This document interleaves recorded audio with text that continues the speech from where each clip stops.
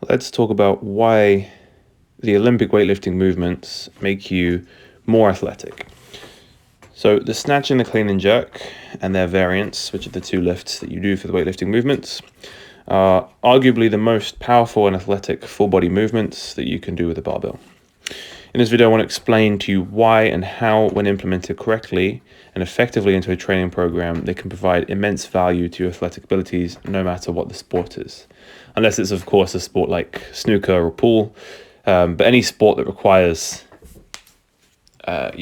force production and rate of force development, any sport that I would define as an athletic sport can always have some benefit from utilizing the weightlifting movements. So first off, we have the weightlifting movements as a power stimulus. This is the most obvious and basic benefit. Power production defines the weightlifting movements and distinguishes them from powerlifting and the barbell movements. You need to move the weight fast enough or put enough force into the bar in a limited space of time in order to successfully complete the lift. When your body must accelerate an external body of mass, the barbell, quickly, it learns to produce large amounts of force in short periods of time, which transfers well into pretty much all athletic sports that require high power outputs. Now, what distinguishes weightlifting movements from, say, a trap bar jump or a loaded jump is the coordination, timing, and the precision that weightlifting movements require. There is a highly technical demand for the weightlifting movements, which means that multiple movement patterns need to be precisely coordinated in a fraction of a second in order to successfully complete the lift. Look at how quickly the body must go from a bent over squat hinge position on the floor to a tall, fully extended position and then into a full range of motion, deep solid squat with rock solid stability. The sheer amount of raw physical literacy and kinesthetic awareness required to achieve these positions and move through them dynamically with a heavily loaded barbell in your hands is absolutely ridiculous. The common rebuke to that is that weightlifting movements take too long to coach to athletes, which is just a lazy excuse made by coaches who never learned how to coach them, in my opinion. They may take longer to reach proficiency than say a trap bar jump, but just like how compound interest accrues over time, the invested time in learning something more technically demanding up front will pay off more in the long term. As Zach Taylor once said, the juice really is worth the squeeze. Once you know how to do the lifts with good form, you don't need to relearn them. You also don't need to have elite competition weightlifting perfect form to get the benefit from the lifts. You simply need to have technical competency to start adding significant and meaningful load to these movements, and you can refine your technique gradually over time.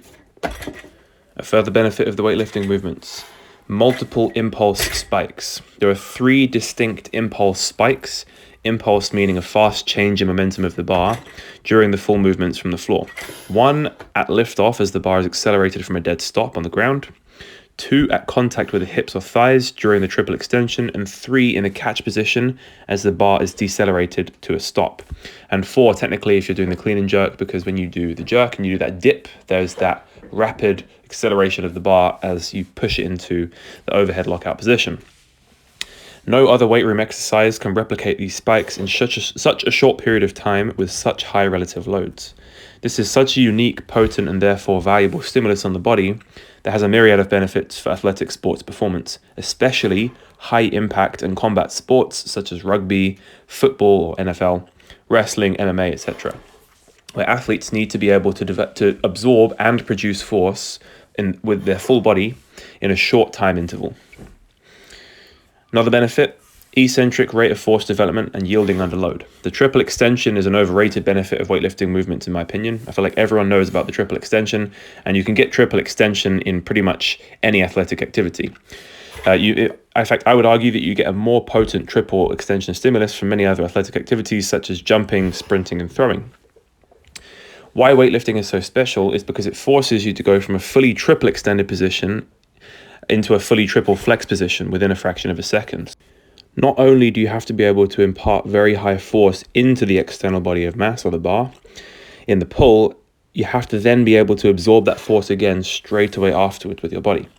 Because you have to catch the bar in the air and then yield with the bar and decelerate down towards the floor, there is a very high eccentric rate of force development, which is another valuable quality desired in sports. The stronger and more powerful you are eccentrically at absorbing force, the more powerful you'll be at producing force concentrically. Another benefit: mobility, stability, and full range of motion strength. This is what separates weightlifting movements from other explosive exercises such as trap bar jumps and loaded jumps. You have to have very high levels of mobility at practically every single joint in the entire body to complete these movements with the proper form. In the snatch and the clean and jerk, you're seamlessly transitioning between a full range of motion, squatting, hinging, pushing and pulling movement patterns, as well as lunging and split squat patterns in the split clean and the split snatch and jerk under heavy load, meaning that you not only have to have fantastic mobility, but also you have to have be very strong in the end ranges of motion, especially at the ankles, knees and hips.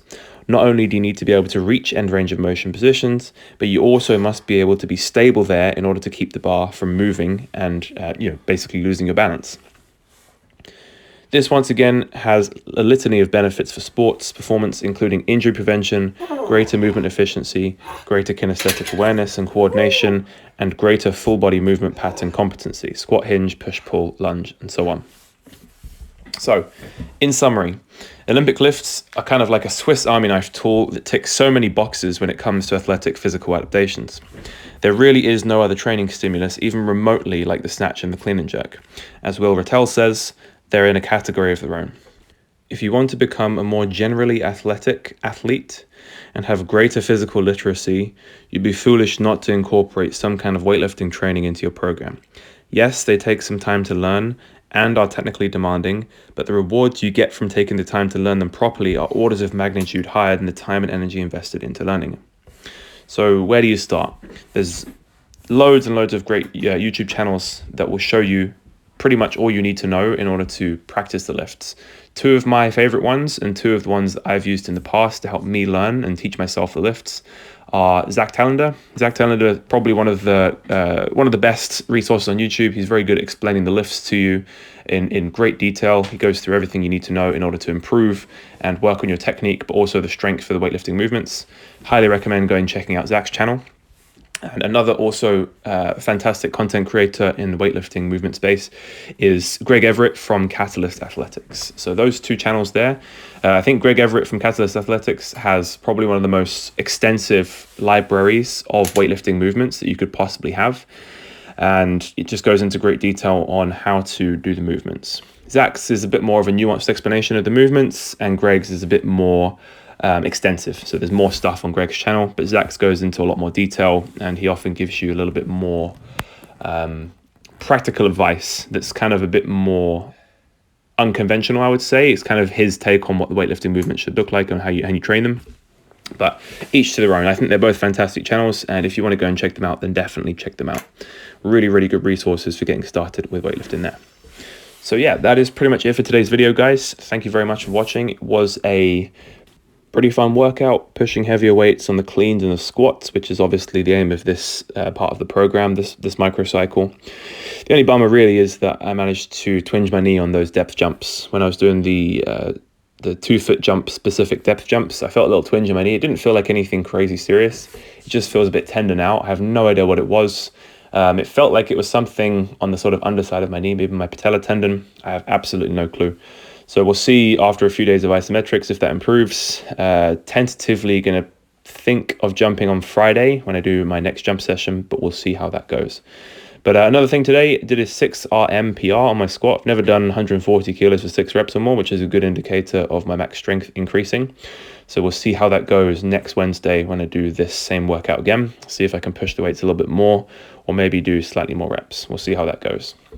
All right, guys, thank you very much for watching the video. I really appreciate the support on the channel, and I will catch you in the next one.